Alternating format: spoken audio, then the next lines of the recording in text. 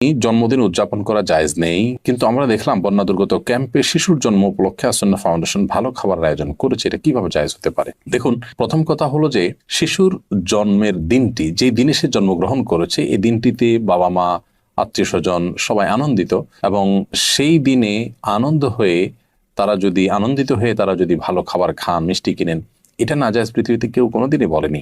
শিশুর জন্মের দিনে ভালো খাবার ব্যবস্থা করা আর প্রতি বছর জন্মদিন উদযাপন করা, কেক, মোমবাতি সহ, যেগুলোর প্রত্যেকটার আলাদা আলাদা ধর্মীয় ব্যাখ্যা আছে। কেক কেন ব্যবহার হয় জন্মদিনে, অন্য কোনো কিছু থাকতে কেক কেন, মোমবাতি কেন জ্বালানো হয়, এগুলো নিয়ে আপনি যদি একটু সোশ্যাল মিডিয়াতে অথবা আপনি গুগলে যদি সার্চ করেন, তাহলে দেখতে পারবেন যে এর পেছনের রহস্যগুলো কি। অতএব ওই জিনিসগুলো একটা, আর জন্ম হয়েছে শিশুর, সে উপলক্ষে ওই দিনে মিষ্টি খেলেন, ভালো রান্না করলেন, যে কোনো আনন্দের ঘটনাকে কেন্দ্র করেই তো আমরা ভালো কিছু খাই। সেটাকে পৃথিবীর কোনো আলেম নাজায়েজ বলেননি। দুটিকে যদি আমরা গুলিয়ে ফেলি তাহলে তো ভুল হবে, এবং সেই সাথে এটাকে কেউ ইবাদত শরিয়ার কাজও মনে করছে না। দুইটা জিনিস এখানে।